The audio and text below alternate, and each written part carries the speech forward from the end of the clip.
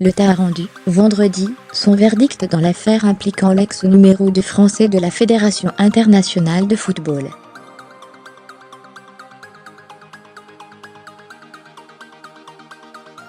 Le Monde barre vertical, 27 juillet 2018 à 7h20. Mise à jour, le 27 juillet 2018 à 10h41 barre vertical, par Rémi Dupré 12 jours après la finale de la Coupe du Monde en Russie, et le sacre des Bleus, le feuilleton du FIFA GAT reprend ses droits.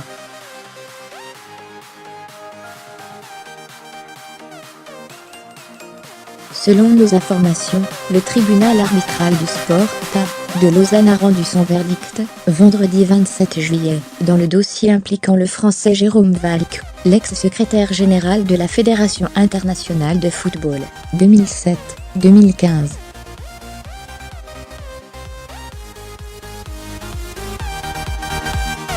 Les juges du TAS ont confirmé la suspension de 10 ans prononcée à son encontre, en 2016, par les instances disciplinaires de la FIFA.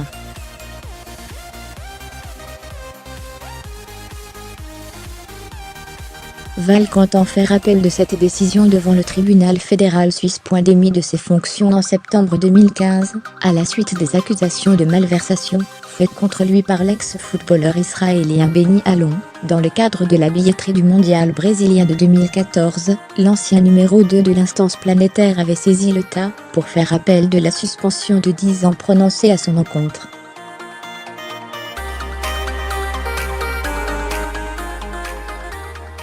Le Parisien, 57 ans, avait été auditionné en octobre 2017 par les juges de Lausanne.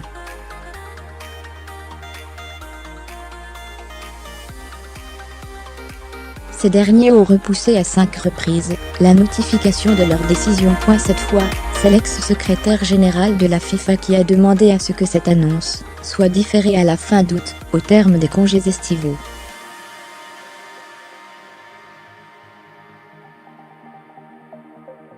Mais le TAS n'a pas accédé à sa requête. Peu médiatisé, complexe, le cas Valcke est emblématique de la litanie de scandales qui ont miné la Fédération internationale de football et entraîné la chute de son ancien président, le Suisse Sepp Blatter, 1998-2015, dont la radiation de 6 ans a été confirmée par le TAS.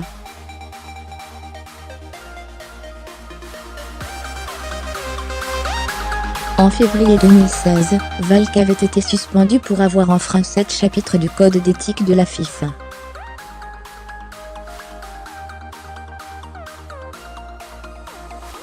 Selon les documents déposés devant le TAS, auxquels le Monde a eu accès, l'ex-bras droit de Sepp Blatter est poursuivi pour conflit d'intérêts et pour avoir accepté et distribué des tirets cadeaux et autres avantages.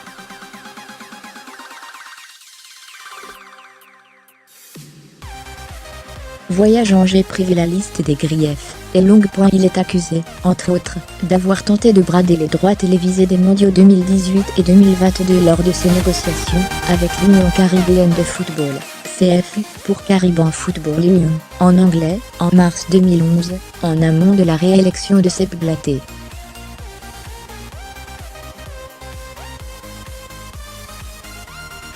La CFU était alors présidée par le Trinidadien Jacques Warney, aujourd'hui suspendu à vie.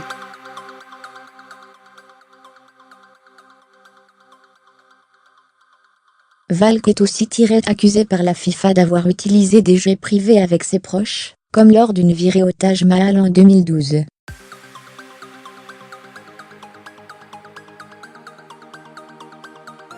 Le nom de son fils, salarié de l'entreprise américaine EO, apparaît également dans un contrat de 709 000 $, 605 000 €, avec de juteuses commissions à la clé, entre la fédération et ladite société.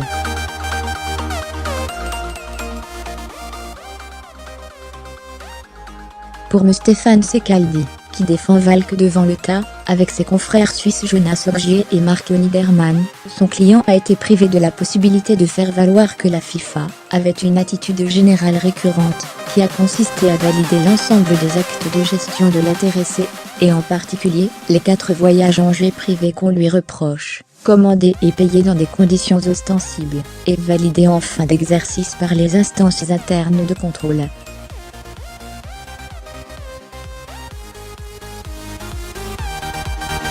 Cette attitude devrait interdire à la FIFA de se dédire rétrospectivement, outre que le recours fréquent aux jeux privés par Blatter et d'autres ne leur a valu aucune remontrance de la FIFA.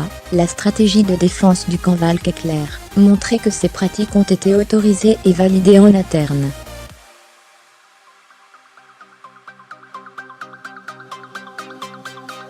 Licencié avec effet immédiat en janvier 2016 par la FIFA, rémunéré à hauteur de 1,9 million d'euros annuels en 2015 et récipiendaire de 42 000 francs suisses, 36 000 euros, au titre de solde de rémunération, Valk entend aussi défendre ses droits de salarié.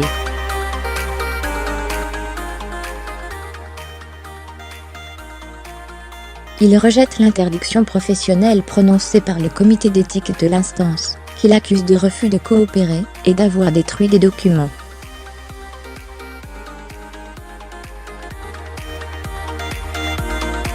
Son avocat brandit son contrat d'officiel et salarié qui, à la différence du statut d'élu de Sepp Blatter, lui permet de revendiquer les garanties du droit du travail suisse, dont les règles d'ordre public privent par principe l'employeur de tout pouvoir disciplinaire.